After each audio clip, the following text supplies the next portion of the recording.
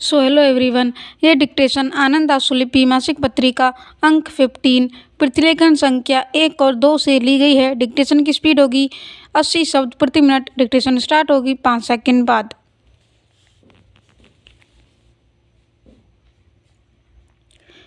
Start. अध्यक्ष महोदय, मुझे विभिन्न वर्गों के लोगों से मिलकर हमेशा बड़ी प्रसन्नता होती है। इसमें कोई शक नहीं है कि व्यापारी समुदाय ने सदा से महत्वपूर्ण योगदान किया है, कर रहा है और मुझे आशा है कि भविष्य में भी करता रहेगा। मैं समझती हूँ कि दोमुही नीति में, जैसा कि अध्यक्ष जी आपने कहा, कोई विरोधाभास नहीं है। हम यह अवश्य ही सोचते हैं कि निजी क्षेत्र को महत्व का योग देना है, लेकिन हम समझते हैं कि जिसे व्यावहारिकता के नाम से जाना जाता है, अध्यक्ष जी आपने ठीक उसी बात की निंदा अपने भाषण के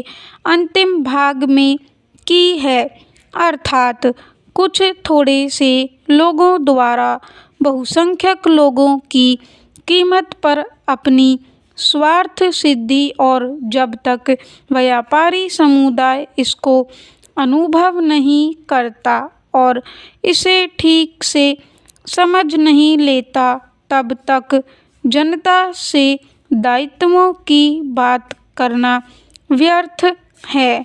व्यावहारिकता की चर्चा से क्या लाभ, अगर हमें यह न पता हो कि देश का हित किस बात में है। उत्पादन की जरूरत की चर्चा करने से क्या लाभ, अगर हम यह न समझे कि उत्पादन किस लिए किया जा रहा है। क्या हम केवल उत्पादन के लिए उत्पादन करना चाहते हैं, या हम इसलिए उत्पादन करना चाहते हैं जिससे हमारे यहाँ के गरीब से गरीब आदमी के रहन सहन का स्तर सुधरे। Paragraph change. आपने अपना भाषण निराशावाद से शुरू किया और वही स्वर उसकी समाप्ति पर भी था, लेकिन मैं आपसे सहमत नहीं हो पाऊंगी। मैं सोचती हूँ कि देश में आज उत्साह का वातावरण है।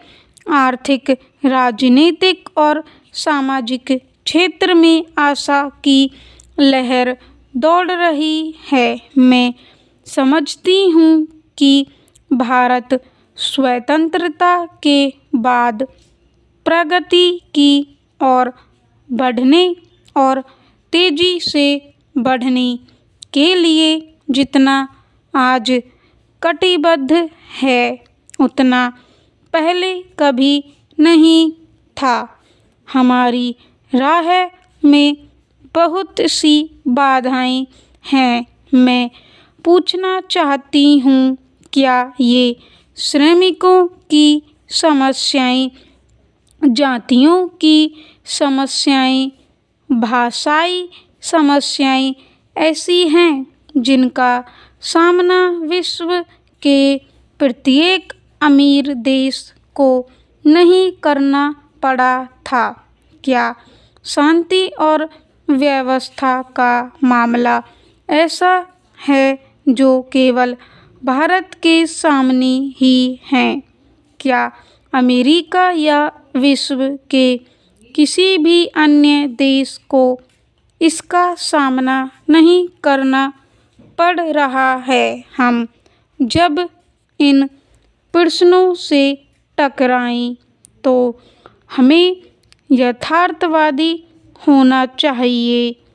व्यापारी समुदाय को यह सीखना है कि वह अपने ही राष्ट्र की छवि धूमिल न करे। Paragraph change.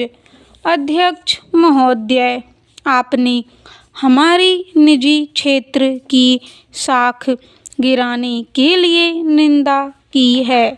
क्या मैं आपसे अनुरोध करूं कि आप पिछले वर्षों के उन तमाम भाषणों को जो दिए गए हैं और जिन्हें सुनना पड़ा है देखा जाए, जिसमें सार्वजनिक क्षेत्र की निंदा की गई है। क्या आपको यह नहीं लगा है कि सार्वजनिक क्षेत्र का अपना योगदान है और हमारे देश को सार्वजनिक क्षेत्र ने ही यह ढांचा दिया है जिसके कारण हम अपनी रक्षा कर पाए हैं और आप सबकी निजी क्षेत्र की सहायता कर पाए हैं।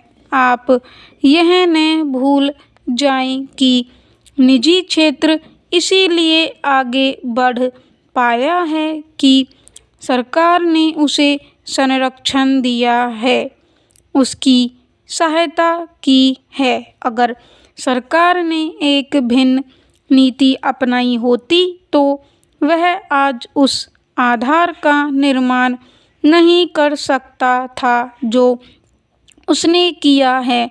इसलिए आपको और हमको अपनी समस्याओं को देश के व्यापकतर परिप्रेक्ष्य में देखना है। Paragraph change. अध्यक्ष महोदय, जैसा कि आपने अपने भाषण में कहा है, जहां अस्थिरता, अनिश्चितता और असुरक्षा हो वहां आर्थिक प्रगति संभव नहीं। ऐसे वातावरण में और अधिक आर्थिक समता लाने की कोई भी कोशिश ज़्यादा आगे नहीं बढ़ पाएगी और कानून और व्यवस्था के भंग होने की प्रत्येक स्थिति में अमीरों की अपेक्षा गरीब लोगों को कहीं ज़्यादा कठिनाई इसमें होती है। लेकिन मैं आपका ध्यान एक बात की ओर दिलाना चाहूँगी। स्थिरता को यथास्थिति का पर्याय नहीं माना जा सकता, न ही उसे मानना चाहिए। अगर वर्तमान असमानताएं बनी रहती हैं और बढ़ती हैं तो स्थिरता नहीं प्राप्त की जा सकती और यदि हम लोगों की आशा आकांक्षाओं की ओर ध्यान नहीं देंगे तथा शांतिपूर्ण ढंग से परिवर्तन नहीं लाएंगे तो घटनाएं हमें पीछे कर देंगी तथा ये सब परिवर्तन उससे कहीं अधिक उग्रता से होंगे जो आपने आज देखे हैं।